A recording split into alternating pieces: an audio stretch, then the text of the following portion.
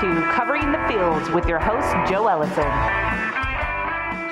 Hello, sports fans. Welcome to Covering the Field, the weekly program that analyzes all sports, handicaps them, and makes predictions. I'm your host, Joe Ellison, and today we're going to talk about pro football, college basketball, hockey, the NBA, the Olympics, and our You Got Host segment. We'd like to remind you listeners to email us at coveringthefield@gmail.com. Please give us your feedback, tell us your You Got Host stories, and visit our coveringthefield.com website daily to check out our many articles and our picks of the day and week. Find us on Twitter at coveringfield. Now, kicking things off this week, I'd like to introduce our football expert, Big Richard Martin. How are you doing today? Doing great, Joe. Great weekend of football. So, Big Rich, conference championship weekend continued the current streak of excellent playoff games as both contests were decided by 3 points. First off, what happened in the Cincinnati-Kansas City game where the Chiefs were the first team ever to host 4 consecutive championship games? Well, Joe, in Arrowhead Stadium, things looked like it was going to go Patrick Mahomes' way again. First half, he had 250 yards, 3 touchdowns, had a 21-10 lead, and had the ball on the 1-yard line with 5 seconds and a half. I mean, you kick a field goal, you can go up by 14 points, you can probably cruise the rest of the game through. But you know how they do it out there with Andy Reid out there, wanted to go ahead and roll the dice. It was a run-pass option play on the 1-yard line, and the tackles actually released, so they were in the end zone.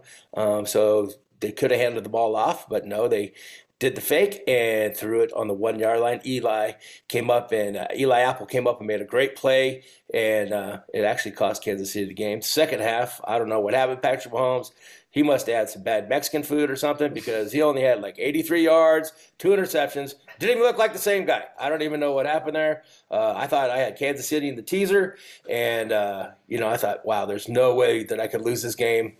And Joe Burrow just was amazing the second half. He's relentless and continues to be Joe Cool. And Kansas City went down. Cincinnati goes on. Well-deserved win for him. Congratulations. Yeah, they were actually up 21-3 early in the game. They scored on their first 3 possessions, touchdowns each time. That going for the touchdown, that was just pure greed. You're right. Should have kicked the field goal. 5 seconds left, way too risky. But, greed is a deadly sin, and that was deadly for the Chiefs. They never recovered. They didn't score again for 35 more minutes, that field goal to tie the game and send it to overtime. Yeah, Joe, it just shows you the arrogance they had. They thought that they had them down, and, they just didn't play smart football out there at the end. I don't disagree with the going on, the 1-yard line, but you got to throw in the end zone. It's got to be incomplete or nothing in the end zone. You can't, or, at least if you could have handed it off, but running that wheel route to Hill. Tyreek Hill, and it just gave the time for he had to wait for the ball, and by that time even the defensive lineman got there, and there was no way he was going to score. The cheetah was shut down. Yeah, they could have easily ran a play in 3 seconds, but that was not the play to run, for sure. But when they won the coin flip in overtime, I was thinking, here we go again, just like Buffalo. They're going to take the ball, go down the field, and score a touchdown, and we're going to be all upset all over again, just like the previous week. But it just like the San Diego or the LA Charger game also, which is like the same. And I think 6 million viewers thought the same thing that you were thinking, Joe, and including myself. I thought they were going to go down and score a touchdown, and you keep rolling the dice, and the ball bounces the wrong way. They got the interception. It was a great job. Cincinnati got the win. Great job, Cincinnati. Congratulations. Hopefully they play a great game in the Super Bowl. Yes, that was an excellent comeback, tied for the largest deficit ever overcome in a conference championship game. And again, I have to mention the brilliant drafting of kicker Evan McPherson, 5th-round draft pick this year. He's 12 for 12 in the playoffs, 22 of 22 on the road this year. Simply amazing.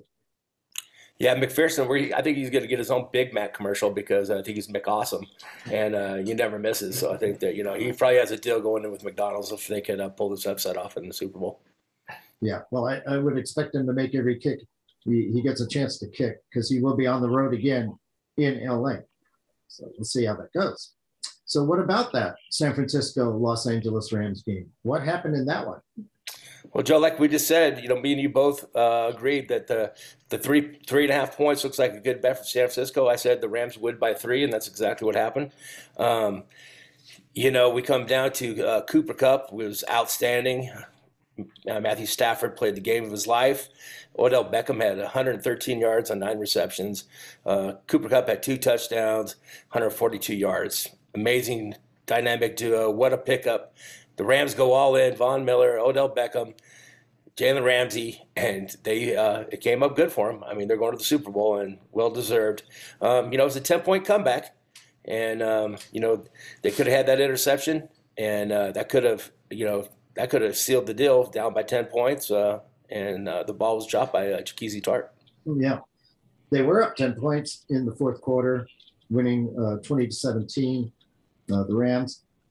That key play, yes, the Niners are actually leading 17-14 with under 10 minutes left. Jaquiski Tartt dropped a sure INT. Could have called a fair catch on that one. Couldn't hang on to it. Obviously, Cooper Kupp. Nobody seems to be able to guard this guy. And you got Jimmy Garoppolo's injury. Perhaps he was a little inept playing, but that thumb injury and shoulder could have been a factor. He's going to have surgery on his thumb coming up here very soon. And we'll see where he ends up next year. Right. Well, he didn't really play a bad game. He had 2 touchdowns. I mean, he was under pressure all game. The front four of the Rams defense was pressuring all day long, just like we said was going to happen. And it just shows you, that's tough. That's why it's tough to beat someone 3 times in one season, because eventually the ball's not going to bounce your way. I love what Jaquiski Tartt said after the game. He said, "No excuses. That's on me. I let my brothers down. I let my team down, and there's no excuses I should have caught." I thought that was, very characteristic of him for taking the blame. But the team all rallied behind him. The coach was like, "We love this guy." I mean, if he wouldn't have made that tackle last week against Green Bay, they wouldn't even be in this situation. So, I mean, what happens? Sometimes you drop the ball, and even all pro strong safeties can drop the ball on a very important play. It was only a 3-point lead, still like 9 minutes left. No guarantee they were going to win the game if he makes that interception anyway. So. Yeah, but that did change the momentum, because the very next play, Odell Beckham caught a back shoulder along the sideline, moved the ball to the 50, and then they went down there, and the rest is history. Cooper Kupp was just playing awesome at the slot. So, okay, well, my picks went 3-1 last week, and just the over in Cincinnati didn't make it, and we'll save the Super Bowl picks for next week. But we do have a game this week. The Pro Bowl is being played Sunday in Las Vegas.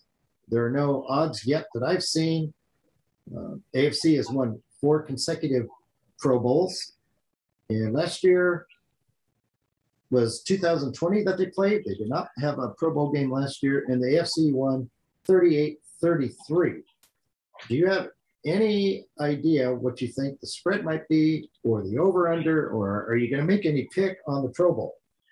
Well, Joe, the Pro Bowl is just a basic glorified 7-on-7. There's no blitzing. They don't want no one to get hurt. That's the main thing. They're $1 million bodies out on that field, and it's just for entertainment purposes only. So I'm not going to bet on it. I don't encourage anybody to bet on it unless you have some serious gambling issues, and you probably will bet on it. But I would say that it's smart to stay away from that. Just enjoy it for the entertainment it is. Watch Deebo Samuel do his thing out there. He's going to the Pro Bowl too, so I'm looking forward to watching it, but I'm not going to bet on it. Okay, well, I guess I do have serious gambling issues. I'm not afraid to admit it. Anything lower than about 70, I'm going to bet the over on, because like you said, they're not going to be doing a lot of tackling in that game. So, just a glorified 7-on-7, but it's fun to watch. It's great to see the players. Yeah. It's entertainment, man. Hopefully, it will be fun to watch. Lots of scoring. Let's move on to some other NFL news. Did you hear that Tom Brady retired? Yeah, Joe, we called it last week when we said that, Giselle might say, "Hey, it's time for you to be a daddy and not a football quarterback anymore, and time to be at home." And, it was a family decision because, his skills have not diminished at all. I mean, besides Aaron Rodgers, he's probably the best quarterback playing football last year. And, a great comeback that he had against the Rams. So, I mean, it was great. And, Tom Brady is terrific. He's terrific Tom, and it's just going to be sad football without, terrific Tom on Sundays. He has 243 wins. So that's the most a record. He has 5 Super Bowl MVPs record, 5 Super Bowl wins, more than any other franchise, not less player. He's number 1 in starts, number 1 in completions, number 1 in attempts. He's passed for 84,520 yards, so I don't know how many miles that is. So his arm's got to be sore. He has 624 touchdowns, number 1. He has 101 3-touchdown games and 39 4-touchdown games, which is also on NFL records. Yeah. Well, he actually won 7 Super Bowls, 6 with New England and 1 with Tampa Bay. So that's going to be unbreakable. Last week I said I didn't think he would retire. He had 1 year left on this contract. As you said, great year this year. Just the way that last game ended, that his only game ever with an unsportsmanlike conduct penalty, the bloody lip, I just didn't see him going out like that. Yeah, but I agree. But his wife, I thought he'd have a goodwill tour, but he's just not built that way. He's going to do it his way, and he's going to leave the greatest of all times, and he is. But I can't believe you see these records going to be broken. I mean, did you see Joe Burrow last week? I mean, this is so eerie of him playing the Rams in his second year, and Tom Brady played the Rams in his first year, and when he got his Super Bowl, I mean, it could be 20 years of Joe Burrow time. How do you know? We don't know, but Joe Burrow looks pretty smooth smoking that cigar, Jackpot Joey. So, yeah. That's a little preview, but I'm not going to be betting against Joe, especially me being a Joe. I'm definitely leaning towards him. As far as Tom Brady, I think she saw the blood on his face and talked it over with him and said, you're 44 years old. After all, that's good enough. And, those kids are going to high school now, and he wants to be a dad, wants to spend some time with them. You don't get those times back, and he has nothing else to prove, except for he could still go out there next year and just light it up again. I guarantee it. I would probably draft him in my fantasy football league if he was going to play next year, but that's not going to happen. It was interesting in his statement as he was retiring, no mention of New England whatsoever. Kind of There might be a little bit of hard feelings still out there between those guys. Yes, for sure. What about the story of bad feelings? Dolphins ex-head coach Brian Flores filing a class action lawsuit against the NFL claiming racial discrimination. Yeah, I mean, we both are surprised that he was let go. He's had 2 pretty good seasons. He was 9-8 last year, 10-6 the year before.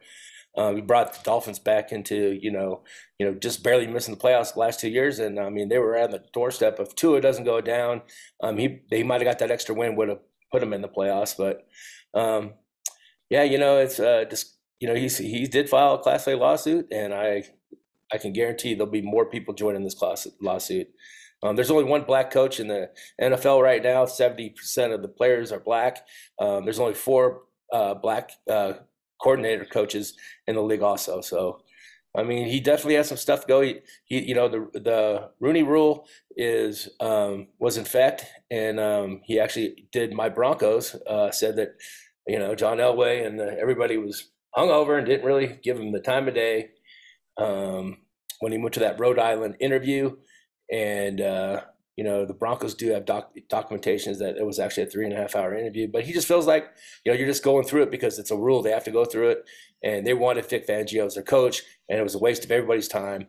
But the Rooney Rule is put it in there so that future litigation could be taken effect, and that's exactly what he's doing.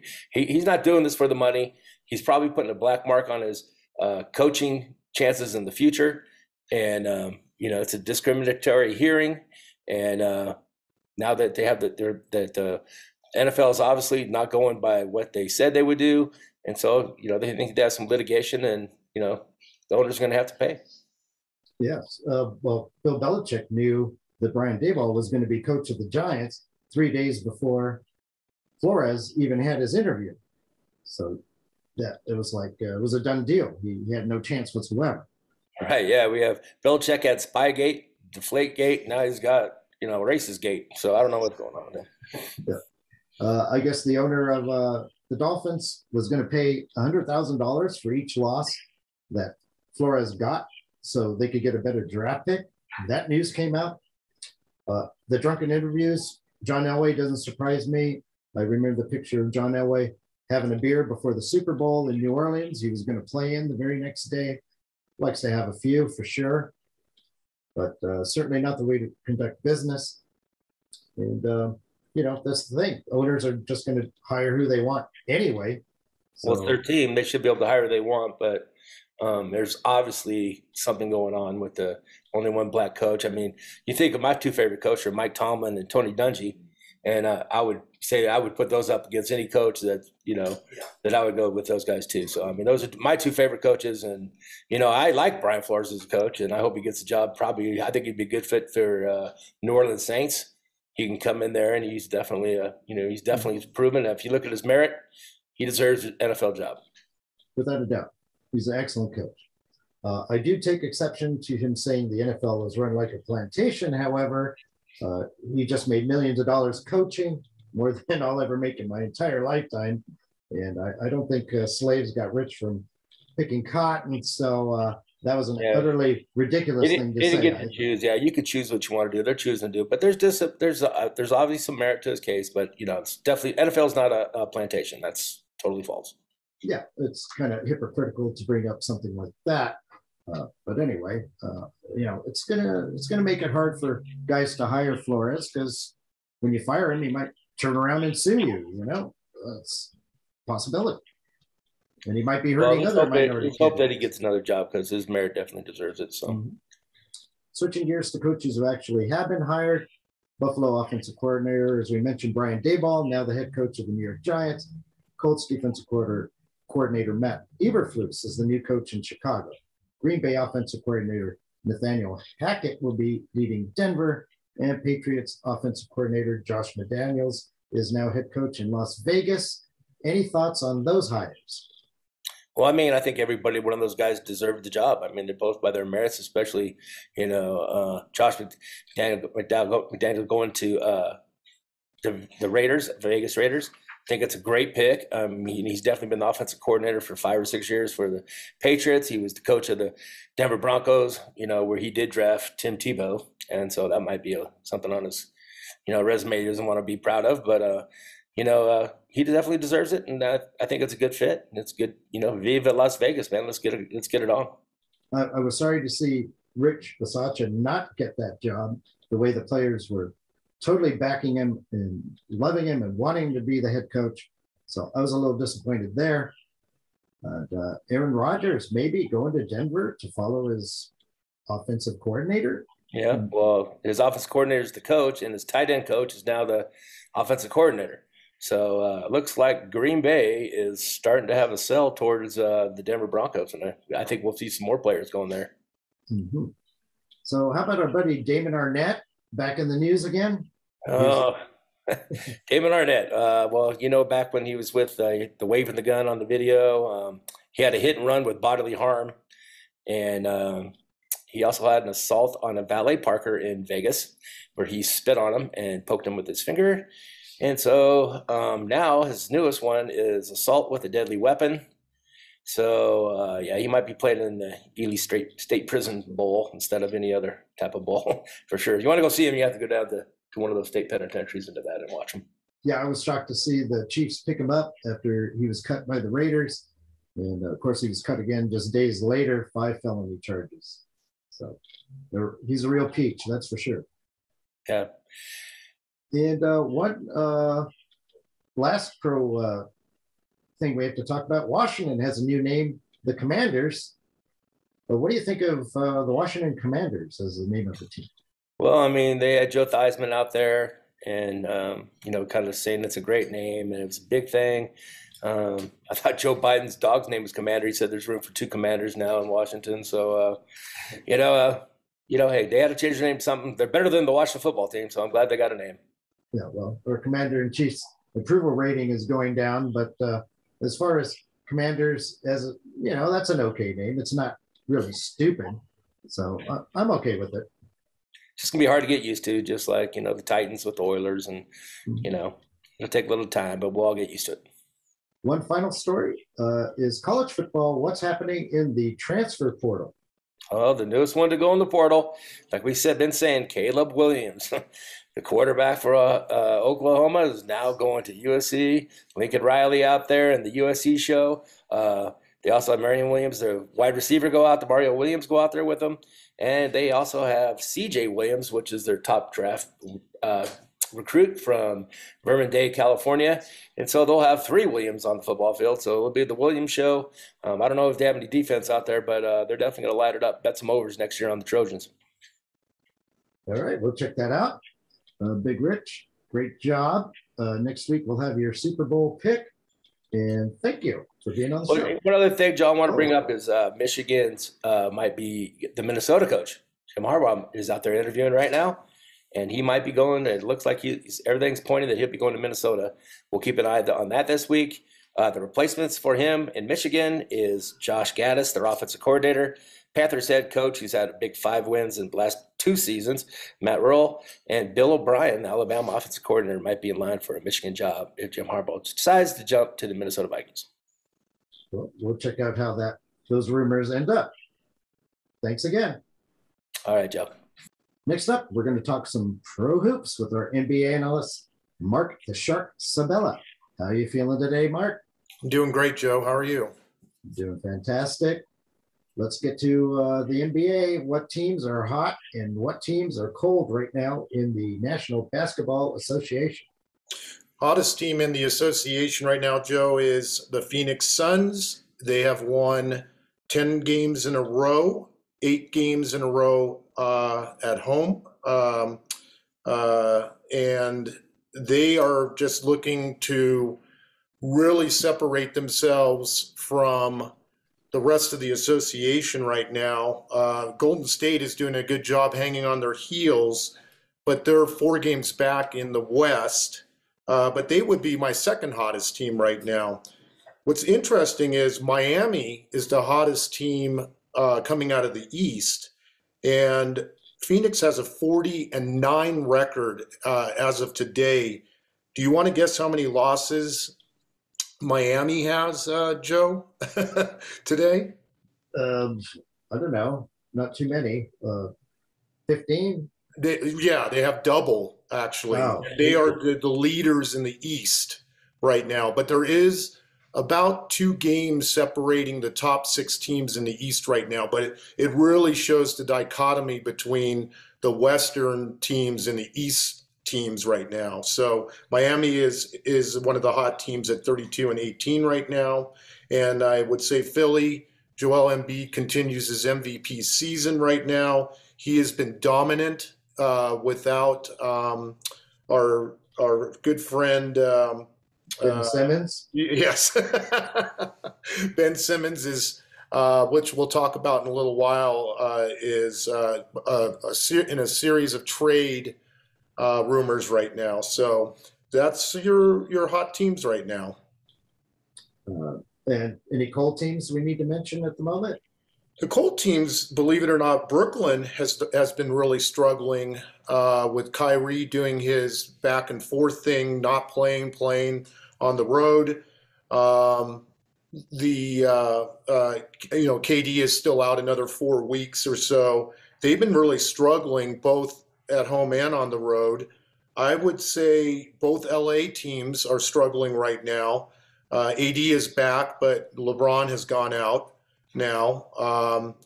And the Clippers are managing a 500 season right now, not really doing anything there.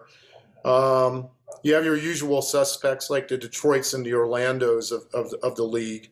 But one funny statistic I came up with or I heard about, the other thing that's cold right now is Steph Curry's three-point shooting this year. He has the lowest percentage of any of his years that he's played this year, and Golden State is still continuing to win. You must be getting old. Maybe, but probably not. No, probably not. He'll probably turn it on. I would think so at some point. Well, Marc, your picks went 4-2-1 last week. Pretty darn good. Thank you. 66%, I believe. Yes. Who should we be picking on this week? Before I get to that, Joe, I just wanted to point out to the listeners, I picked a game tonight, Denver at Utah, but Utah suffered a really bad injury with Joe Engel, their three-point shooting specialist. He is out for the season with a torn ACL. And I originally had said take Utah at home and give 8 points to Denver. Denver came off a very impressive road win at Brooklyn and Milwaukee this week. I'm sorry, and they trounced them by 32. So I'm taking that bet off for tonight, as is the betting sites have taken it off, not knowing who's going to suit up for that. So with that, I have found some games for this week. Thursday, February 3rd is the Battle of LA, or if you want to call it the Battle of Mediocrity, you can call it that. The Lakers are at the Clippers. It's no real home game for either one, but the Clippers are the home team for that night. Lakers are coming in at 24-27. Like I said, AD is back, Joe, but LeBron is out with a fluid in his knee right now. He's getting checked, and they don't know what his status is. The Lakers are 15-12 at home, and this again is a neutral site per se. And the Clippers are 26-27. They are actually shopping for a point guard at the trade deadline right now. I'm thinking the Clippers is going to be a very small favorite, maybe 2 points. And I would take the Clippers on that one until the Lakers can start showing some consistency, which they haven't been able to do yet. Friday, February the 4th, Philly is at Dallas. Philly is 31-19, 15-10-1 away against the spread. They're first in the Atlantic Division. Dallas has been playing very well this year. They would be a pretty warm team, if not a hot team. 29-22 this year, 16-9 at home, but 12-13 home against the spread. They have not played each other this year yet. Dallas is going to be a 1.5 favorite or so. I'm going to say take Philly and as many points as you can get on this for a strong road cover or a win. Brooklyn is at Utah. As we just mentioned, Utah has lost Engel for the year. They're going to have to figure out a way to get some of that scoring. He's a major part of the offense. They have not played Brooklyn yet this year. Brooklyn 29-20, 17-7 on the road, 14-10 road against the spread. Probably a lot of that having to do with Kyrie Irving playing road games. Utah is strong at home, 30-21 overall, 15-10 at home, but they are a horrible 8-16-1 against the spread at home. I'm thinking it's not going to be a very high spread on this one, and I would take the home team on this one. Probably Utah will be giving 3 on that one.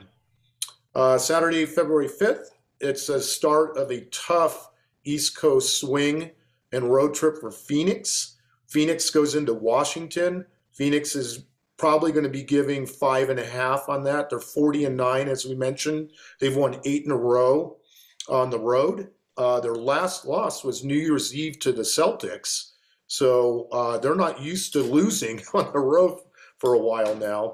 Washington is mediocre, 23-26. They were a hot team earlier in the year. They have since cooled down, but they're still 13-12, above 500 at home. I'm thinking Phoenix will give about 5.5. I would take Phoenix, and to be safe, I'll just go ahead and take the money line on that one. And I do believe Phoenix will be favored in all 3 of their games this week against the East Coast teams. Philly is at Chicago on Sunday, February 6th. Chicago has won 4 in a row at home. They're 32-18. They're first in the Central. Philly, as we talked about above, beat and covered the last visit, which was in November in Chicago. Chicago will be giving 4. I'm going to take Chicago on the money line on that one to get the victory against Philadelphia and even up their matchups this year. Brooklyn also plays at Denver that night. Brooklyn, as we talked about, has lost. In the last meeting that they had, Joe, they lost at home versus Denver last week. Believe it or not, Denver was a 6-point favorite on the road in Brooklyn, and they not only won, they covered. So very strange on that. I'm thinking Denver will be 5-point favorites now. Again, losing Engel is going to hurt them overall.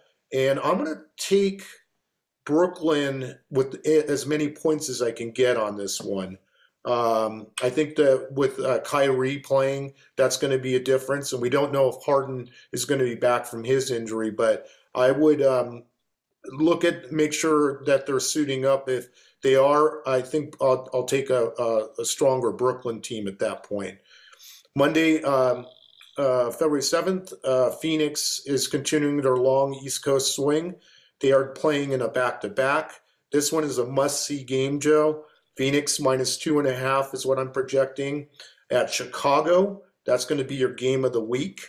And I'm going to say take Phoenix until they can be proven that they can be stopped by anybody, which I'm actually projecting in the next game. And they're back-to-back on February 8th. Phoenix plays at Philly. I'm guessing Philly will give Phoenix will give 3.5 on the road. I'm thinking at some point their road winning streak is going to come to an end. I think it's going to end in Philly. I would take Philly in as many points as you can get on that, but leaning towards a win, a straight out win. My last game is Wednesday, February 9th, Golden State, who we haven't even mentioned yet on the show, at Utah, -2. Utah, surprisingly, is still first in the Northwest. But Golden State beat Utah there on New Year's Day and covered. Again, you got to take, I'm guessing Utah will be a small favorite, 1 or 2 points. You got to take Golden State until they can be proven to be stopped. All right.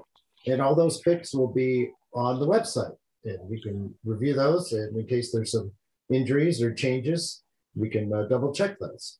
Absolutely, Joe. One last thing. Any trade deadline coming up February 10th. What's the news on any possible trades besides the ones you already kind of mentioned? Sure, Joe. Quickly, Ben Simmons, as we know, our favorite, has been been dangled out there by Philadelphia. The trade deadline, as you noted last week, February 10th, coming very quickly this week. A lot of rumors are flying around. Ben Simmons was initially thought to be going to either Sacramento or Atlanta.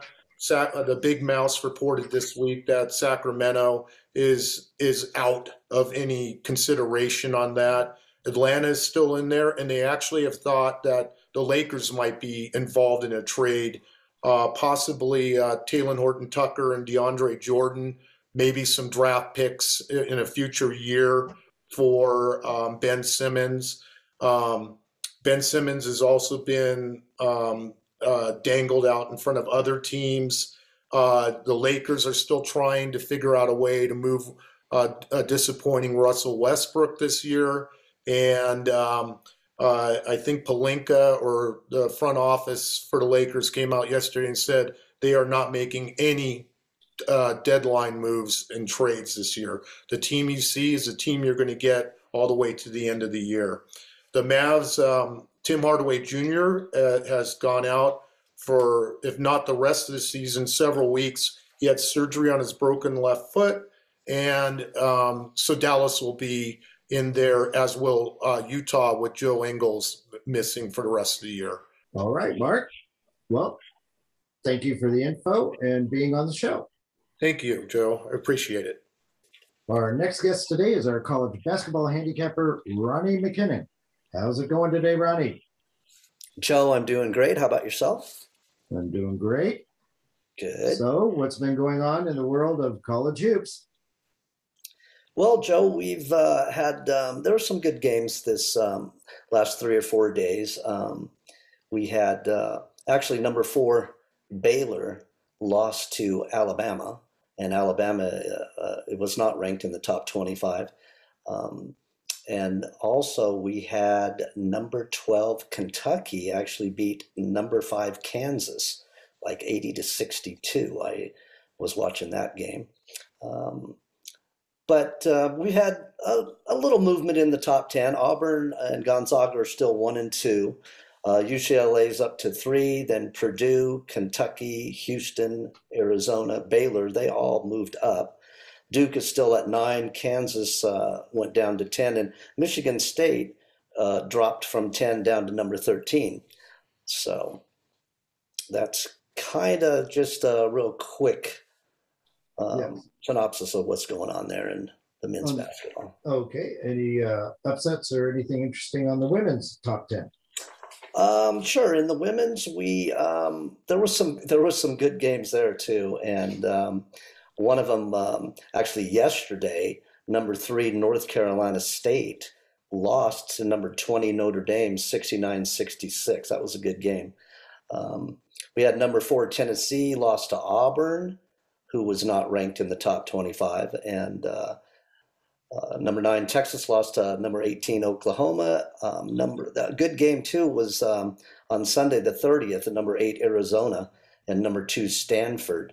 Stanford did win 75-69. The top 10, South Carolina, Stanford, North Carolina State. Then we have Louisville, Indiana, Michigan, and Tennessee. They all kind of did a little moving around in the top 10. Arizona's still at 8. Baylor moved back into the top 10. They had dropped out. They're number 9. Connecticut, number 10. And Texas dropped from number 9 down to number 13. So, all right. And coming up this week, I'm going to assume you're going to have some picks for the listeners. Yes, I'll have some picks. I've been putting them on Friday, early Friday evening for Saturday, actually, and I try to pick some late games on Saturday, but I'm going to start looking. I probably will do that too, but I'm going to start looking at some of the Sunday games also. Well, we encourage you listeners to check out the website for Ronnie's picks. Ronnie, you're also a huge fan of baseball. Aren't pitchers and catchers supposed to report soon? Yeah, well, that's not going to happen, Joe. So not a good thing. They had those meetings last week. They were good. They had another one yesterday. Not a tremendous amount of movement. The union, responded to the Players Union responded to the Major League Baseball. Major League Baseball made some proposals trying to move towards an agreement, but there was minimal movement, actually. MLB has offered I was gonna skip that. There's no sense talking about arbitration. That's another whole thing, but there's still some up in the air about that. So we'll skip that one now. But the Players Association remains stuck on a couple of key issues. One's called Super 2, which I had explained in an earlier show. And the other one is a reduction in revenue, of course, revenue sharing. MLB seems to be kind of saying those are non-starters. So that's going to be a problem. That's because the league owners aren't into that. Major League Baseball has offered to eliminate draft pick compensation for free agents. That's been around since 1976. So that's pretty cool. They didn't even discuss the league minimum salary or the competitive balance tax, which are also issues. The baseball, MLB did address the players' desire to incentivize competition and have an NBA style draft lottery. There's an expansion of the postseason, and they're talking about that, and also the universal designated hitter. So that's they also a lot have to get to. What's that? A lot of issues to get to. Yeah, exactly.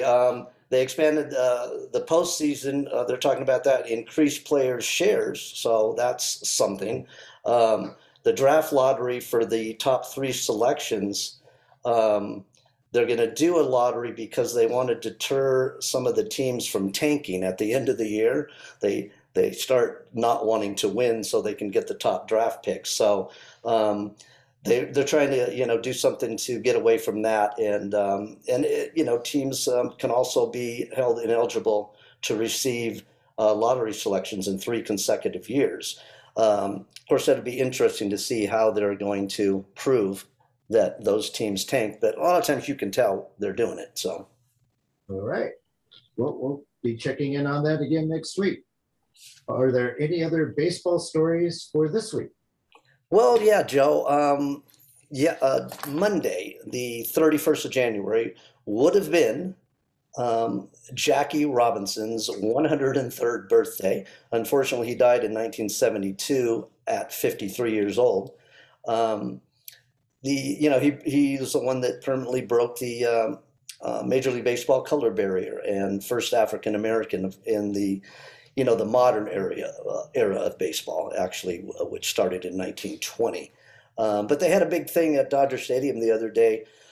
Dave Roberts and actually David Robinson, the 70-year-old son of Jackie Robinson, at Dodger Stadium, welcoming students from John Muir High School in Pasadena, which is the alma mater of Jackie Robinson. So there's so many other things too that have been, initiated from and through the Jackie Robinson Foundation. It's pretty cool stuff. So, well, fantastic. Well, good job, Ronnie, and thank you for the information. Well, thanks for having me, Joe. Our final guest today is our winter sports fan, Gator Gates. How are things going today? Oh, I'm great, Joe. Excited about doing this segment. Gator, your National Hockey League picks went an amazing 8-2 last week. That puts you at an astounding 53-10 over your last 63 picks over the last 8 weeks. Who do you like this week? Well, Joe, because of the All-Star game, we're not going to have too many picks, so I got 5 of them that are going to start on Monday. I got 1 game on Monday, and I got Ottawa over New Jersey. Tuesday, I have Carolina over Ottawa, and Wednesday, I have Detroit over Philly, Seattle over Arizona, and Vancouver over the Islanders. Well, we'll be looking forward to those games for sure. Everybody should get on those as hot as you are. You did mention the All-Star game is this weekend in Las Vegas. Tell us about the upcoming festivities. Oh, I'm really looking forward to the skills competition. And anybody out there, even if you don't like hockey, I think that you should turn into this one. The NHL All-Star Weekend starts Friday at 4:30 on ESPN, and that will be the skills competition. And Saturday at 12 o'clock on ABC will be the All-Star game. Now, the skills competition will have the face-off stage in the fountains at the Bellagio. Now, the NHL 21 will shut down part of this Vegas Strip for that event. Now, this is an event where the players will shoot pucks at a board that has cards on it, and the object is to get 21 without going over.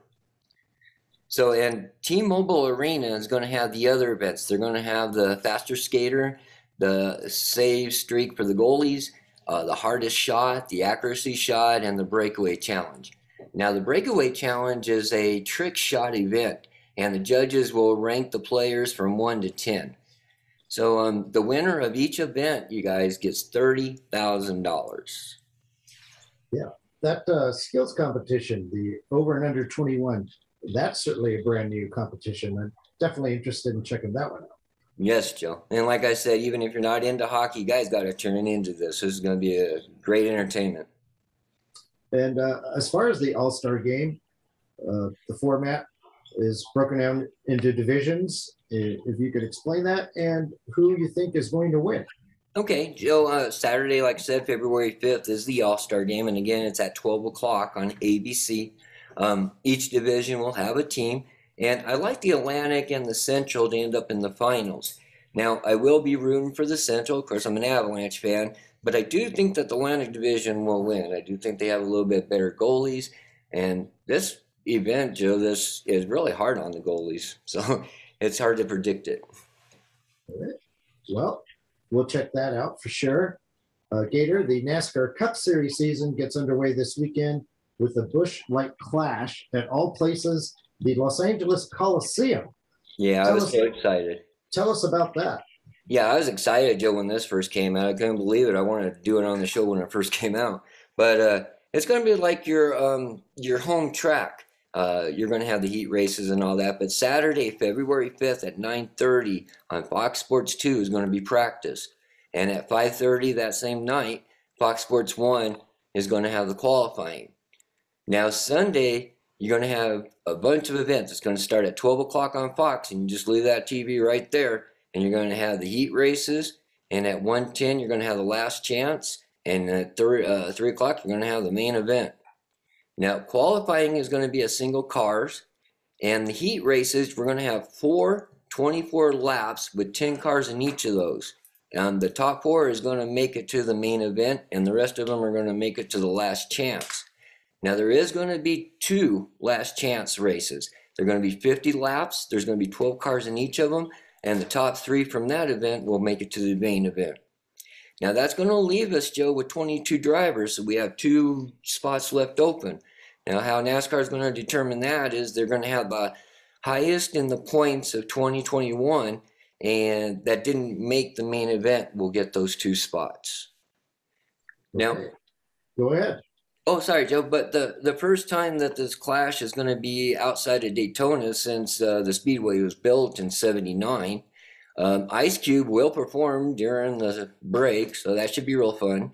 Now, my favorite driver, Truex, he's 10-1, but I do like Logano at 11-1 on this short track. Now, I do think that Harvick at 12-1 is not a bad bet either, but again, you might want to look at those matchups, Joe.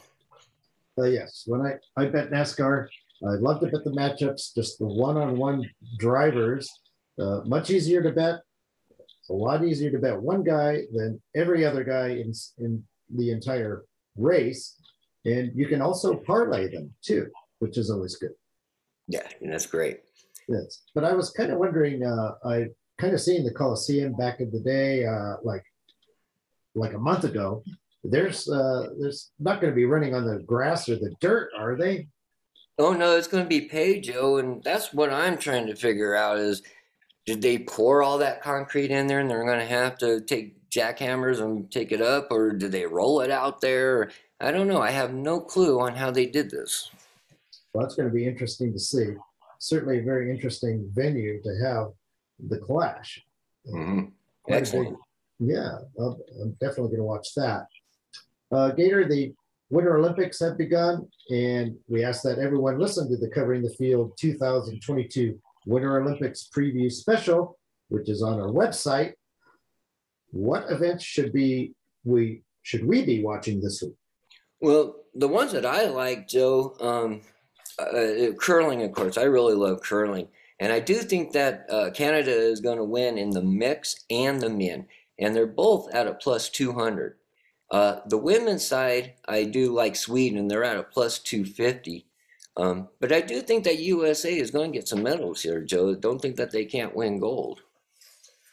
Yeah, we won gold in the men's last time around. And that was a surprise. But we've proven we can definitely compete. Yeah, and Joe, I do like our mixed team. Chris Plays and Vicky Persinger, they are very good. They got real high odds, but I think they're going to be a surprise. Any other events? Oh, sure, Joe. Figure skating is really interesting, and I need you guys to go listen to the what Joe was saying about our Olympic broadcast. There's some interesting things there in this figure skating event. Now we have Nathan Chin. He's at a minus 300. It's real hard to not think that he's going to win. And I really like the Russian team. They're at a minus 450, and I really don't think anybody's going to even come close to them. And one more, Joe, just real quick. I like the ice hockey, of course. Canada's at 5-1 in the men's. I know Russia's the favorite, but I still think Canada could do it. And, of course, in the women's, we have Canada and USA. That is a coin toss. Those two teams know each other. There's no secrets. I like Canada. Yes, I'm looking forward to seeing USA and Canada in the final in the women's hockey. That's going to be a war. Always is, yes. Joe, we did have some events that are done right now, And USA won the first game 6-5 over Australia. Czechoslovakia won 7-6 over Norway. China, they won 7-6 over Switzerland. And one more, I have Great Britain won 9-5 over Sweden. Okay, that's your curling results already. Correct. And we do have hockey probably going on right now, Joe, as we're speaking. Okay, I'm going to look forward to watching that in a little while. Of course, we will need to check the COVID news. There are 250 cases of COVID at the Olympics. Some of those are athletes, so that can affect the wagering and the competitions. Yes, correct. Well, finally, Gator, we both love watching rugby. Oh, get me excited. Yes, the Six Nations rugby competition gets underway Saturday. That's France, England, Ireland, Wales, Scotland, and Italy. Just got killed. Tell us a little more about it. Okay, well, we got 2 games on Saturday, Joe. Well, first off, we're going to go with France is supposed to win the whole thing. They're at 3-2, and England's at 9-4. Now, the problem I have with England at 9-4, for one, their captain, Owen Farrell, he's out. And last year, Joe, England got 5th place, and they won 2 out of the 5 games that were played. So it's interesting to me why they would be so high up here. Now, the first game is going to be Wales against Ireland. Wales is at a +500. Ireland, if you take the points, they're at a -12. I liked Wales. That's their national sport, and I do think that Ireland, I think that's -12 is way high. And the other game that day is going to be England and Scotland. Again, Scotland, they're 10-1 to win the whole tournament. I think that is way too high. I'm going to take Scotland to win straight up over England. And Sunday's our last game for the week. Italy is playing France. France is the supposedly number one team. Italy is the worst team in the league. They didn't win 1 game last year, and they are at 1,000-1 to win it. The France is at a -35.5, and I do think they should cover, Joe. I think we're in total agreement on all these games. I am thinking France is going to win the tournament. They came very close last year, lost the last game, could have won it. Wales was the 5th favorite last year and won the competition. Mm-hmm. So I think they are going to be underrated again. I like Wales plus the 12.5 at Ireland, Scotland plus the 6.5 at home against England, and France minus the 35.5 at home against Italy. I think we agreed on all of those. Yeah, a lot of money to be made in this. Love it. Gotta love it. Television coverage will be on CNBC, from what I saw, looking up on the internet. And before we go, I'd like to congratulate Rafael Nadal for winning the Australian Open tennis tournament. Tournament started poorly with #1 Novak Djokovic being deported over COVID issues, but it ended fantastically with Nadal coming back in the final from 2 sets down to Daniil Medvedev in a match that lasted an exhausting 5 hours and 24 minutes, if you can believe that. Yeah, long. Yeah. Great match, though. Great match, Joe. Incredible match. Up until this month, Nadal hadn't played since August because of a foot injury that can be treated but not cured. That's Nadal's 21st major, breaking the tie for the record with Djokovic and Roger Federer. And also congrats to Australian Ash Barty, who came from 5-1 down in the second set to defeat American Danielle Collins in straight sets on the women's side. Yeah. So, yeah, it was too bad for the American there. But anyway, fantastic job, Gator. And thank you. Yeah, thank you, Joe, and thank our producers, our engineers. So thank you so much, guys. Sponsored by MXE Media. Ladies and gentlemen, it's that time for the moments we've all been waiting for, the stories that make us furious about bets that appeared surely to be winners, but in the end something went horribly wrong, and they ended up being losers. It's the segment we affectionately call You Got Hosed. You got hosed. So Gator, do you have a You Got Hosed story this week? Yeah, Joe. I was going to use the Nice knocking out PSG in the French Cup. That score was 0-0, and Nice won 6-5 on penalty kicks. But since more people were putting their money on USA Sunday over Canada, I'm going to use that story instead. Now, like I said, USA was playing in Canada, in Hamilton, Ontario, in the snow, and it was a World Cup qualifying round. In soccer, for betting purposes, the games only include 90 minutes and injury time. There is no overtime when you're betting in soccer. So when you are looking at the odds, you have two-way and three-way. In the two-way, USA was at a minus 125 and Canada was at a plus 105. In the three-way, USA was at a plus 170 and Canada was at a plus 200. So, Joe, if I'm going to bet on it, I'm going to take USA at a plus 170, of course. That makes the difference. The difference is so high because you get to bet on the draw in the three-way, and not in the two-way. So, as a bettor, you want to take that USA, like I said, and you can't remember the last time USA lost to Canada. Well, I'm here to tell you that October 15, 2019, they scored 2 goals against USA. And what's ironic about that was on Sunday, the score was 2-0 as well. Now, USA won every category. They had 13 shots to 8. The time of possession was 64, and just a bunch of things. But I'm just saying, if you put your money on USA on Sunday, you got hosed. Yeah, you did. And Canada looks like the best team in the competition right now, and they're at the top of the table. Amazing, Joe. Amazing. They can't be underestimated anymore. No, I guess they came to the party. You got a host story, Joe? Not me personally, except for the over in the Bengals-Chiefs game costing me a 14 parlay. Ooh, But I still made money, but it could have been a lot better. But really, anyone who had futures on San Francisco or Kansas City to win the Super Bowl or bet money line on Sunday's games, they can't be feeling good. Both teams blew double-digit second-half leads. And that just doesn't happen too often in conference championship games. So I think those people, they got hosed. I agree, Joe. They sure did get hosed. You got hosed. So that's all for this week's show. I'd like to thank my guests, Big Richard Martin, Ronnie McKinnon, Marc the Shark Sabella, and Gator Gates, our producer, our engineer, our editor, our junior IT tech, Kate Martin, and everyone for listening. We'd like you to visit our Covering the Field website to check out our many articles and our picks of the day and week. We'd like to remind you listeners to email us at coveringthefield@gmail.com. Give us your feedback, your You Got Hosed moments, and any other comments you'd like to give us. And find us on Twitter at Covering Field. And check out our Olympic preview on the website. Hopefully you all enjoyed the show, and you'll hear us again next week on another episode of Covering the Field. You've been listening to Covering the Field, a CMworldservices and the Sage production.